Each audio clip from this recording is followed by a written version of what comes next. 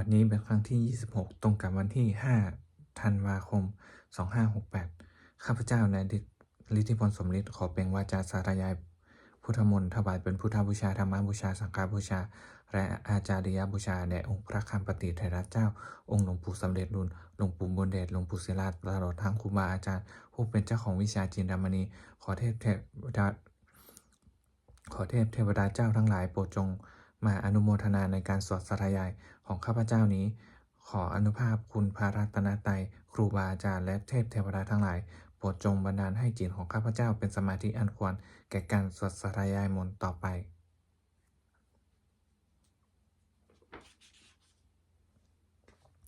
บทสวดชุมนุมเทวดาสมัตตาจักกาวาไรสุอัตตราคชันตุเทวตาสัทธมังมุนีราชสาสุนันตุสักขโมคขังสักเคกามิเจรุเป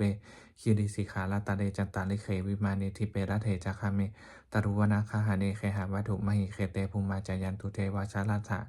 ลาวิสเมยะคาคันธามานาคาติฐานตาสันติเกยังมุนีวราวจนังสาธาโวเมสุนันตุธรรมสวนากโรอัญญพรันตาธรรมสวนากโรอัญญพรันตาธรรมสวนากโรอัญญพรันตาบทสวดนามกาลสิทธิคาถานะโมตัสสะภะคะวะโตอะระหะโตสัมมาสัมพุทธัสสะนะโมตัสสะภะคะวะโตอะระหะโตสัมมาสัมพุทธัสสะนะโมตัสสะภะคะวะโตอะระหะโตสัมมาสัมพุทธัสสะบทสวดสัจจกิริยาคาถานะทิเมสรังอัญญังพุทโธเมสรนังวรังอิเตนะสัจวะเชนะโสทิเมโหตุสัพพะนะทิเมสรังอัญญังธัมโมเมสรนังวรังอิเตนะสัจวะเชนะโสทิเมโหตุสัพพะนะทิเมสรังอัญญังสังโฆเมสรนังวรังอิเตนะสัจวะเชนะโสทิเมโหตุสัพพะบทสวดมหาการุณิโกนาโถติอาธิกาคาถามหาการุณิโกนาโถอัฏฐายาสัพพะปาตินังปุเรนตวาปารมีสัพพะปโตสัมโพธิมุตตมังอิเตนะสัจวะเชนะมาโหตุสัพพุปทวามหาการุณิโกนาโถหิตายาสัพพะปานินังปุเรนตวาปารมีสัพพะปโตสัพโพธิมุตตมังอิเตนะสัจวะเชนะมาโหตุสัพพุปทวามหาการุณิโกนาโถสุขายะสัพพะปานินังปุเรนตวาปารมีสัพพะปโตสัมโพธิมุตตมังอิเตนะสัจวะเชนะมาโหตุสัพพุปทวาบทสวดมหาสมัยสูตรเอวเมสุตังเอกังสมยังภควาสเกสุวิหารติกัปปิละวัตถุสมิงมหามเนมหตาพิขุสังเคนะสัทีปัญจมันเตหิพิขุสเตหิสเพเหวะอารันเตหิทัสสหิจารกาธาตุหิเทวตาเยพุญเยนะจนิปติตาโหติภควตังทัศนายะพิขุสังคัญจะอาดาโคจตุนางสุทาวาสกายกานังเทวานังเอตตาโหสิงอายังโคภควาสเกสุวิหารติกัปปิละวัตถุสมิงมหามเนมหตาพิขุสังเคนะสัทีปัญจมันเตหิพิขุสเตหิสเพเหวะอรหันเตหิทัสสหิจาโลกาธาตุหิเทวตาเยพุญเยนะจนิปติตาโหติภาวันตังทัศนายะภิกขุสังคัญจายานุนัมมยัมปิเยนะภควาเตนุปสังกัมเมยามะอุปสังกัมมิตวาภควโตสันติเกปจิกคาถาภาสยมติอรโคตาเทวตาสยาทัพปินามะพระวาปุริโสสัมมิชิตังวาพาหังภาษารยะภาษาดิตังวาพาหังสัมมิเชยะเอวะเมวะสุทาวาเสสุเทเวสุอัตตระเหตาภควโตปุระโตปัตตุระหังสุอรโคตาเทวตาภควันตังอภิวาเทตาวาเอกามันตังอรังสุเอกามันตังทิตาโคเอกาเทวตาภควโตสันติเกมังคาราอาวาสิมหาสมโยภาวนาสมิงเทวคยาสมาคตาอาคตัมหะอิมังธรรมสมยังทักกิตาเยวะอาปาราชิตาสกติอรโคปราเทวตาภควโตสันติเกมังคาราอาวาสิตัตระพิคาโวสมาทาหังสุจิตังอดโนอุชุกมะกังสุสารเทวะเนตานิคาเหตาวาอินทาริยานิราคันติปริตาติอัตโคปราเทวตาภควโตสันติเกมังคารังอาวาสีเชตวาคีรังเชตวาบลิคังอินทาคีรังโอหัจมะเมชาเตจารันติสุธามิมาลาจักขุมตันจักขุมัตตาสุทันตาสุโสนาคติอัตโคปราเทวตาภควโตสันติเกมังคารังอาวาสีเยเกจีพุทธังสารนังคตาเสนเตคมิสันติอปายะภูมิงปหายะมานุสังเทหังเทวกายังปุริปุเรนสันติติอัตโคภังควาภิกขุอมันเตสิเยพุเยนะภิกขเวทัสสสุโลกาธาตุโสเทวตาสันนิปติตาโหติตถาคตังทัสสนยะภิกขุสังกัญจะเยปิเตภิกขเวอเหสุงอติตามัทนังอรันโตสัมมาสัมพุทธาเตสัมปีภควันตานังเอตตปปรมัยเยวะ เทวตาสันนิปติตาอเหสุงสยาทปิมหาเอตาระหิเยปิเตพิขเวภวิสติอานาคัตมัตถนาอรหันโตสัมมาสัมพุทธาเตสัมปีภควตานังเอตปรมาเยวะเทวตาสันนิปติตาภวิสติสยาทปิมหาเอตาระหิอาจิขิสามิพิขเวเทวกายานังนามานิกิตยสามิพิขเวเทวกายานังนามานิเทธิสามิพิขเวเทวกายานังนามานิตังโสนาถสารุกัง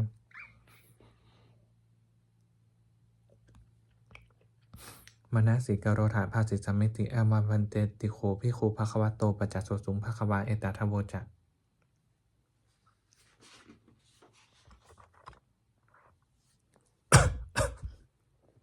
สีโลดการมนุษย์กัสสามิยะถาภูมาตถาสิตาเยสิตาคิริขัปปารังปหิตตาสมัย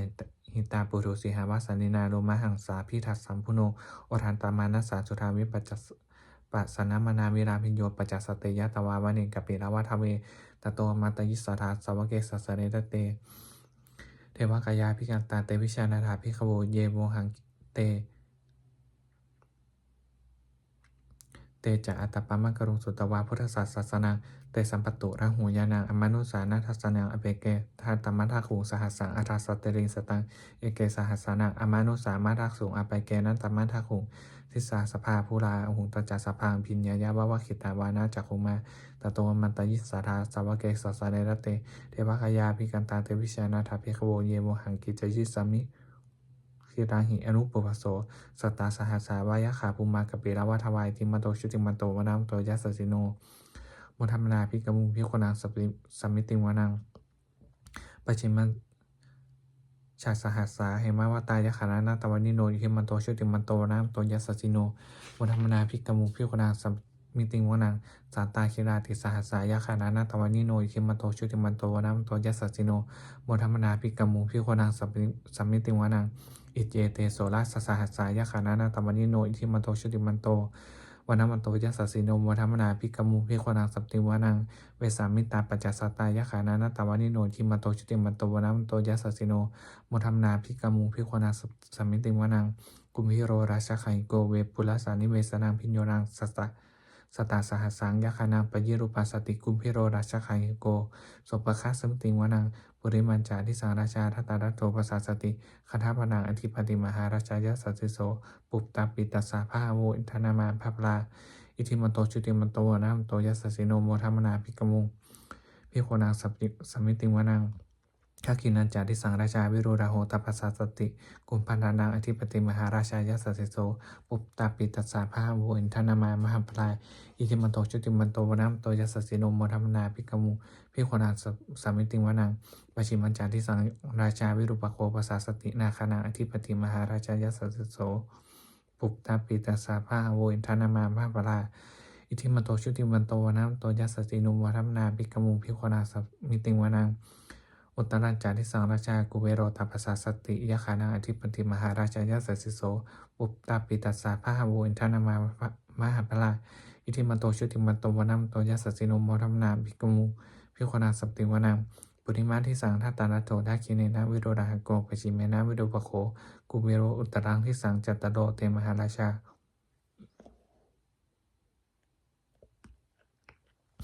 สัมมันตาจัตุโลทิสาทัทังนามานาอาทังสุวานิกปิลาวะทเวเตสังมายาวิโนทัสสะอากุวจานิกาสัทธามายากุเลนทุเวเลนทุวิภูจะวิภูโตสหจนะโนกัมมะเสโทจะนิกินุมันทุนุนิมันทุจะปันโทอุปมัญโยจะเทวสุโตจะมาจตาริจิตาเสโนจะคันธโพนโรราชาชโนสโพอาคูปจัสสิโคเจวะติมพลุสุริยวัชสายเตจันเยจราจโนคันธภาสาราชุพิโมธรรมนาภิกมุงพิโคนังสัมมิติวานังอัฏฐาคูนาภาษานาคาเวสาราสหัตปัจจการกัมพรัสตาราอาคูปยาคาสหายาติพิยามุนาทัตตารัฐาจะอาคูนาคายัสสสิโนเอเรมโนมหานาโคสปคัสสัพดิงวานังเยนาคาราเชสหัสสาหารันติทิพาทิชาปขีวิสุทธาจักขุเวหายสาเตวนามัชฌปตาจิตราสุปนาอิติเตสานามังพยันตนานาคาราชานามาสีสุปนัตโตเขมมังกาสีพุทโธสนาหหิวาจาหิอุปวะหยันตานาคาสุปนาสารนามังกังสุพุทธังชิตาบชิรหัตเทนะสมุทังอสุราจิตาภัตตโรวาสวัสเตอิทิมันโตยัสสสิโนกาลกัญชามหาวิสมาอสุรานธนะเวคาสาเวปจิติสุติจิจาปหาราโทนมุจิสาสตัญจะป ปริปุตตนังสพเพเวโรจนามกาสันนยหิตวาเพดิงเสนังราหุงพระมุปปาขมุงสมโยธานิพนันเตพิคุนังสัมติวนังอโภจาเทวาปัทวีจาเตโชวายโยตาคามุงวรุณาเทวาสมโมจายัสสาสหเมตตากรุณากายิกาโคเทวายัสสิโนทัสเสเตสากายาสเพนานัตตวนิโนอิทิมันโตชุติมันโตวนัมโตยัสสิโนโมทัมมนาภิกมุพิโคนังสัพติมิสมินติวนังเวนทุจาเทวาสาลิจาอัสมาจทุเวยมาจันทสูมิปนิสาเทวาจันทมาคูปุระกิตาสุริยัสสูปนิสาเทวาสุริยมาคูปุระกิตานักขตานิปุระกิตาวาอาคุมวัฏวราหังกาวาสุนังวาสโวเสโทสโกปะคาปุเรทัตโททัสเสเตสากายาสเพนานัตตวนิโนทิมันโตชุติมันโตวนัมโตยัสสิโนโมทัมมนาอภิกมุพิโคนังสัมติวนังอาราคูสาภูเทวาชลามักกิสิขาริวะอริตากาจาโรจันจาอุมาปุพานิพาสิโนวรุณาสะธรรมาจาอจุตาจาอเนชกาสุรยะรุจิราอาคูนวัสวะเนสิโนทัสเสเตสากายาสเพนานาตวนิโนอิทิมันโตชุติมันโตวนัมโตยัสสิโนโมทัมมนาภิกมุพิโคนังสัมติวนังสมานามหาสมานามานุสามนุสตมาทิฏฐาปทุสิกาอาคูนามุปทุสิกาอาทาคูหารโยเทวาเยจาโลหิตวาสิโนปราคามหาปราคาอาคูเทวายัสสิโนทัสเสเตสากายาสเพนานาตวนิโนอิทิมันโตชุติมันโตวนัมโตยัสสิโนโมทัมมนาภิกมุพิโคนังสัมติวนังสุกาการุมหาอรุณาอาคูเวคณาสาสหโอตาตะไคยหะพระโมคาโคเทวาวิจักขณาสรามตาหาราคชามิสกาจายสัสสิโนท่านนายังอาคาปจโนโยนิสาพิวัสติหัสเตสากายาสเพนานาตวันนิโนทิมันโตชุติมันโตวนัมโตยัสสสิโนโมทัมมนาภิกมุงพิโคนังสัมติวนังเขมิยาตุสิตายามากันทกาจายสัสสิโนสัมพิตการามัสเสทาโชตินามาจาสวานิมานาราติโนอาคูอัตาคูพระนิมิตตาหัสเตสากายาสเพนานาตวันนิโนอิทิมันโตชุติมันโตวนัมโตยัสสสิโนโมทัมมนาภิกมุพิโคนังสัมติวนัง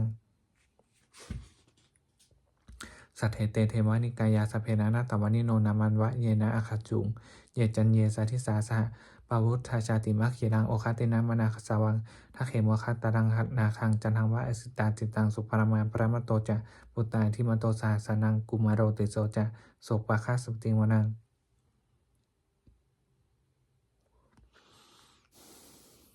สหัสสะพระมาโลกานางมหาพรหมาพิติทัติอุปปโนชุติมันโตพิสมากายโยยัสสิโส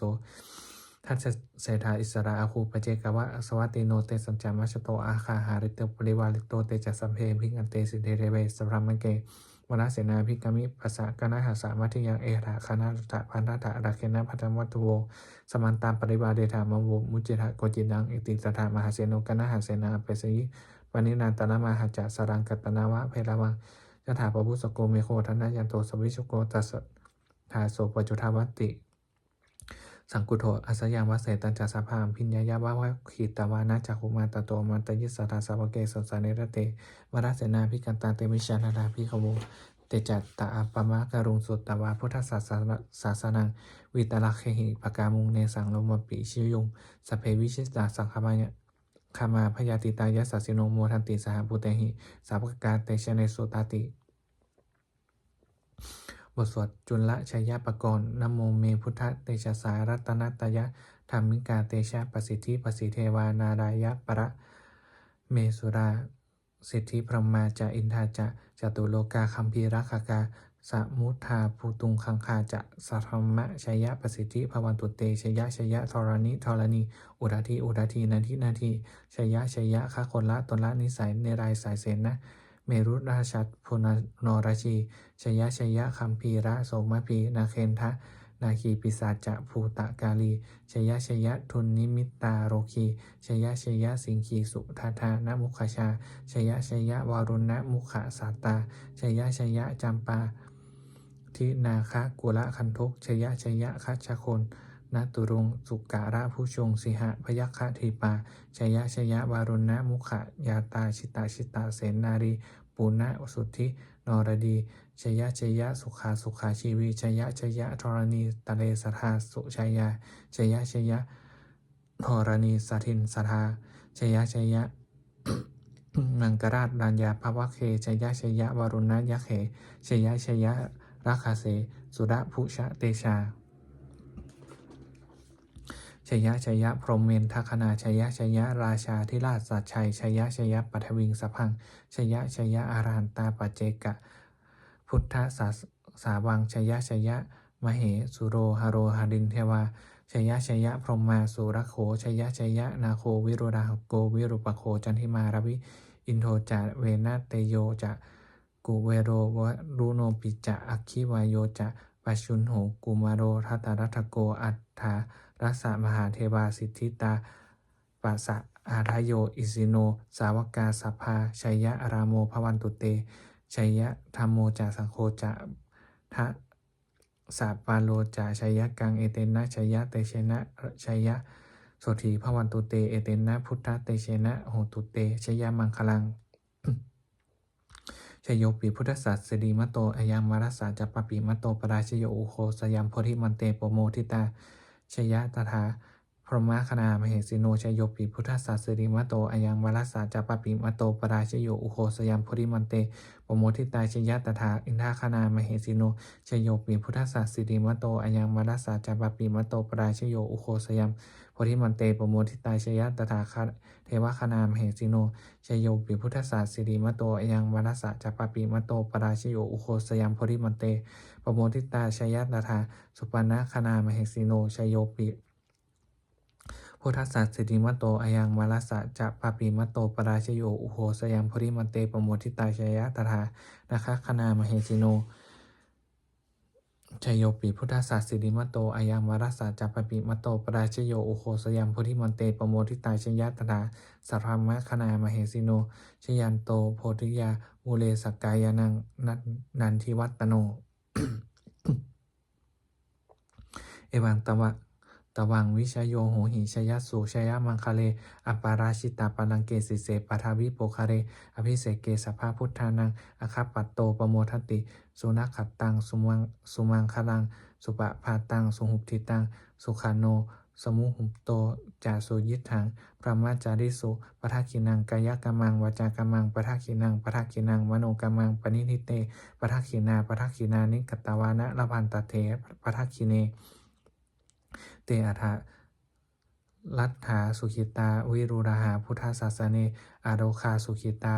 โหทะสหสัพเพหิยาติภิสุนันตุพลโตเยเทวาอัสมิงธาเนอธิคตาธิคายุกาสทาโหตุสุขิตาโหตุสัพพทารักขันตุสัพพะสัตตานังรักขันตุชินะศาสนังยากาจิปัทนาเตสังสัพเพปุเรนตุมโนรถายุตตากาเลปวสันตุวสังวสาวราหากาโรคาจุปัทวาเตสังนิวาเรนตุจะสัพพทา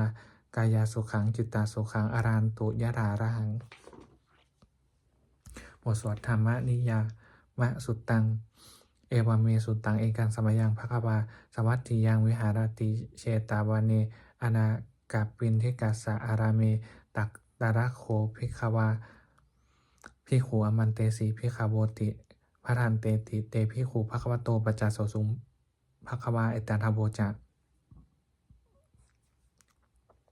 อุปัฏฐวาภิกขเวตถาคตานังอนุปัฏฐวาตถาคตานังทิตาวสาธาตุธรรมทิตตาธรรมนิยามตาสเพสังขารานิจจติตังตถาคตอภิสัมพุชติอภิสัมเมติอภิสัมพุชิตาวาอภิสัมเมตาวาอจิคติเทเสติปัจจเปติปทะเปติวิวารติวิวัชติอุตตานิกโรติสเพสังขารานิจจติอุปัฏฐวาภิกขเวตถาคตานังอนุปัฏฐวาตถาคตานังทิตาวสาธาตุธรรมทิตตาธรรมนิยามตาสเพสังขาราทุขาติตังตถาคโตอภิสัมพุชติอภิสัมเมติอภิสัมพุชิตาวาอภิสัมเมตาวาอจิคติเทเสติปัจจเปติปทะเปติวิวารติวิภาชติอุตตานิกโรติสเพสังขาราทุขาติอุปัฏฐวาภิกขเวตถาคตานังอนุปัฏฐวาตถาคตานังทิตาวสาธาตุธรรมทิตตาธรรมนิยามตาสเพธรรมาอนัตตติตังตถาคโตอภิสัมพุชติอภิสัมเมติอภิสัมพุชิตาวาอภิสัมเมตาวาอาจิคติเทเสติปัจจเปติปทะเปติวิวารติวิภาชติอุตตานิกโรติสเพธรรมาอนัตตติอิธามะโวจะภาควาอัตตมนาเตภิกขุภควโตภาสิตังอภินันทุนติ บทสวดพัทเทการัตตคาถาติตังนานะวาคะมนะเมยะนปฏิกังเขอนาคตังบุคคลไม่ควรตามคิดถึงสิ่งที่ล่วงไปแล้วด้วยอะไรและไม่พึงพะวงถึงสิ่งที่ยังไม่มาถึงยะถาติตามปหินันตังอปตันจะอนาคตังสิ่งเป็นอดีตก็ลาไปแล้วสิ่งเป็นอนาคตก็ยังไม่มาปัจจุบันนันจะโยธรรมังตถาวิปัสสติอสังเหรังอสังกุปังตังวิธามนุปรูหายเยผู้ใดเห็นธรรมอันเกิดขึ้นเฉพาะหน้าในที่นั้นๆอย่างแจ่มแจ้งไม่งอนแง่นคลอนแคลนเขาควรพอกพูนอาการเช่นนั้นไว้อาเชวะกิจจมาตับปังโกชยามรานังสุเวความเพียรเป็นกิจที่ต้องทำวันนี้ใครเล่าจะรู้ความตายในพรุ่งนี้นะหิโนสังคารานเตนะมหาเสนเนะมัจจุนาเพราะการผัดเพี้ยนต่อมัจจุราชซึ่งมีเสนามากย่อมไม่มีสำหรับเราเอวังวิหาริมาตาปิงอโหรัตตามาตาทิตังเวพเทการันโตติสันโตอจิคาเตมุนีผู้สงบย่อมกล่าวเรียกผู้มีความเพียรอยู่เช่นนั้นไม่เกียจค้านทั้งกลางวันและกลางคืนว่าผู้เป็นอยู่แม้ราตรีเดียวก็น่าชม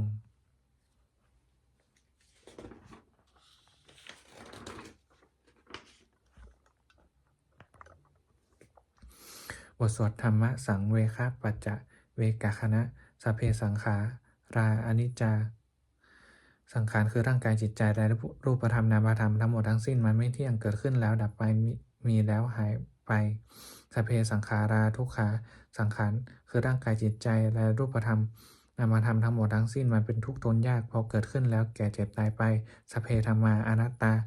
สิ่งทั้งหลายทั้งปวงทั้งที่เป็นสังขารและไม่ใช่สังขารทั้งหมดทั้งสิ้นไม่ใช่ตัวไม่ใช่ตนไม่ควรถือว่าเราว่าของเราว่าตัวว่าตนของเราทุกวางชีวิตต่างชีวิตเป็นของไม่ยั่งยืนทุกวางมังระดังความตายเป็นของยั่งยืนอวัสสังมายาวาริตาพังอันเราจะพึงตายเป็นแท้มรณะปาดิโยสานางเมชีวิตต่างชีวิตของเรามีความตายเป็นที่สุดรอบชีวิตตังเมอนิยัตตังชีวิตของเราเป็นของไม่เที่ยงมารณางเมนิยัตตังความตายของเราเป็นของเที่ยงวัตตะควรที่จะสังเวชอายังกายโยอาจิรังร่างกายนี้มิได้ตั้งอยู่นานอเปตะวิญญาณโนขันธ์ปราศจากวิญญาณจุดโถอันเขาทิ้งเสียแล้วอธิเสสติจากนอนทับปฐวิงซึ่งแผ่นดิน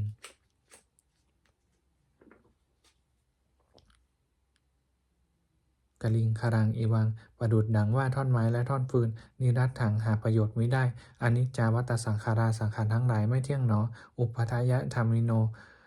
มีความเกิดขึ้นแล้วมีความเสื่อมไปเป็นธรรมดาอุปชิตาวานิโรชันติขันเกิดขึ้นแล้วย่อมดับไปเตสังวูปัสโมสุโขความเข้าไปสงบระงับสังขารทั้งหลายเป็นสุขอย่างยิ่งสัพเพสัตตามรันติจะสัตว์ทั้งหลายทั้งปวงกำลังตายอยู่มาริงสุจะมาริสเรที่ตายแล้วและกำลังจะตายตะเทวะหังมาริสามิเราก็จักตายอย่างนั้นเหมือนกันนัตทิเมเอทะสังสยโยความสงสัยในความตายนี้ย่อมไม่มีแก่เราเลยบทสวดเมตตายังกินจิกุศลังกัมมังสเพหิพระเตหิสตังกตังปุญญังโนอนุโมทันตุสุนันตุพลโตเยเทวาอาสมิงธาเนอธิคตาธิคายุกาสทาโหตุสุขิตาโหตุทุกขาปมุจจันตุมาตาปิตาสุขิตาโหตุทุกขาปมุจจันตุสเพยาติกาสุขิตาโหตุทุกขาปมุจจันตุสเพอยาติกาสุขิตาโหตุทุกขาปมุจจันตุสเพปิสาสเพยะขาสเพเปตาสุขิตาโหตุทุกขาปมุจจันตุสเพอาจาริยุปปัชยะสุขิตาโหตุทุกขาปมุจจันตุสเพนักขัตตาสุขิตาโหตุทุกขาปมุจจันตุสเพเทวาสุขิตาโหตุทุกขาปมุจจันตุสเพสามัตตินังสมิชันตุโวบทสวดบูชาหลวงปู่ทวด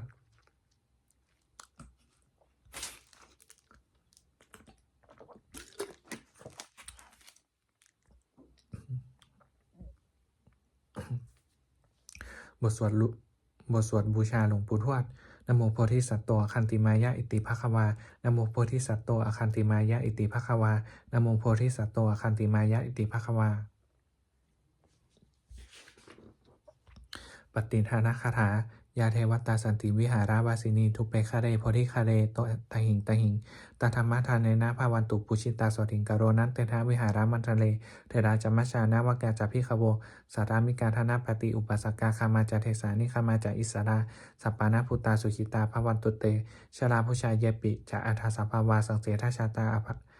อัฏฐาโบปปาติกานิยานิกังธรรมัตวารังปฏิจจเตสพเพปิวทุกขสักกโรนตุสังขยังตันตุจิรังสัตตังธรรมโมธรรมัทธดาจะปุคารา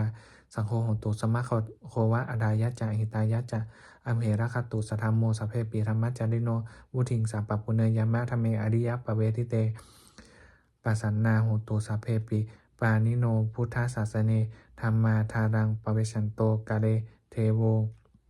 ปวัสสตุวุธิภาวายะสัตตานังสามิทังเนตุเมธนิงมาตาปิตาจะอัตตราชังนิจจังรักขันติปุตตะกังเอวังธรรมเมนะราชาโนปัชังรักขตุสัพพทาเทวตาอุยโยชนะคาถาทุกขปัตตาจนิทุกขาพยาปัตตาจนิพยาโสกปัตตาจนิโสกาโหตุสัพเพปิปานิโนเอตาวตาจะอามิสัมปตังปุญญสัมปทังสัพเพเทวานุโมทันตุสัมภาสัมปติสิทยาทานังทัตตุสัทายะสีรังรักตุสัพพทาภาวนาพิรตาโหตุข้าจันตุเทวตาคตาสุมังคละคาถาโหตุสัพพังสุมังคลังรักตุสัพพะเทวตาสัพพะพุทธานุภาเวนะโสติโหตุนิรันตนังโหตุสัพพังสุมังคลังรักตุสัพพะเทวตาสัพพะธรรมานุภาเวนะโสติโหตุนิรันตนังโหตุสัพพังสุมังคลังรักตุสัพพะเทวตาสัพพะสังฆานุภาเวนะโสติโหตุนิรันตนังสัพเพพุทธาพระปัตตาปัญจิกานัญจายังพรังอารันตานัญจาเตเชนะระขัมพัทมิสัพพโสสัพเพพุทธาพระปัตตาปัญจิกานัญจายังพรังอารันตานัญจาเตเชนะระขัมพัทมิสัพพโสสัพเพพุทธาพระปัตตาปัญจิกานัญจายังพรังอารันตานัญจาเตเชนะระขัมพัทมิสัพพโสสัพเพพุทธาพระปัตตาปัญจิกานัญจายังพรังอารันตานัญจาเตเชนะระขัมพัทมิสัพพโสสัพเพพุทธาพระปัตตาปัจจิกานัญจายังพรังอรันตานัญจาติชนะนักขัมปัตมิสัพพโสสัพเพพุทธาพระปัตตาปัจจิกานัญจายังพรังอรันตานัญจาติชนะนักขัมปัตมิสัพพโสสัพเพพุทธาพระปัตตาปัจจิกานัญจายังพรังอรันตานัญจาติชนะนักขัมปัตมิสัพพโสสัพเพพุทธาพระปัตตาปัจจิกานัญจายังพรังอรันตานัญจาติชนะนักขัมปัตมิสัพพโสสัพเพพุทธาพระปัตตาปัจเจกานัญจายังพรังอรันตานัญจาเตชนะรักขังพัทมิสัพพโสด้วยอำนาจแห่งบุญกุศลที่ข้าพเจ้าได้สวดสาธยายพระพุทธมนต์นี้ข้าพเจ้าขอน้อมเกล้าอุทิศถวายเป็นพระราชกุศลแด่สมเด็จพระนางเจ้าสิริกิติ์พระบรมราชินีนาถพระบรมราชชนนีพันปีหลวงผู้เสด็จสู่สวรรคาลัยขออานิสงส์แห่งบุญกุศลนี้จงเป็นสัพพะสิริมงคลแก่ข้าพเจ้าให้แคล้วคลาดปลอดภัยจากทุกโศกโรคภัยอันตรายทั้งปวงให้เป็นแหล่งรายได้อันสุจริตมั่นคงเป็นสัมมาอาชีพอันชอบธรรมคำว่าไม่มีอดอยากยากจนขออย่าได้มีแก่ข้าพเจ้าขอให้ข้าพเจ้ามีสัมมาทิฏฐิตั้งมั่นในพระธรรมคำสอนแห่งองค์สมเด็จพระสัมมาสัมพุทธเจ้าดำรงอยู่ในความดีงามตลอดกาลนานอีกทั้งขอเทพเทวดาทั้งหลายผู้ได้อนุโมทนาสาธุการในบุญกุศลนี้โปรดประสิทธิ์ประสาทพรน้อมส่งอนุภาพแห่งมงคลไปสู่วัตถุมงคลพระปิดตายอดเศรษฐีทั้งฝ่ายไทยและฝ่ายลาวรวมทั้งวัตถุมงคลทั้งปวงที่3สิ่งอมูลเลตได้จัดสร้างขึ้นให้เปี่ยมด้วยพุทธานุภาพเทวานุภาพปริธานุภาพอันศักดิ์สิทธิ์อำนวยผลให้เป็นสิริมงคลแก่ผู้ครอบครองและบูชาทุกประการเทอญ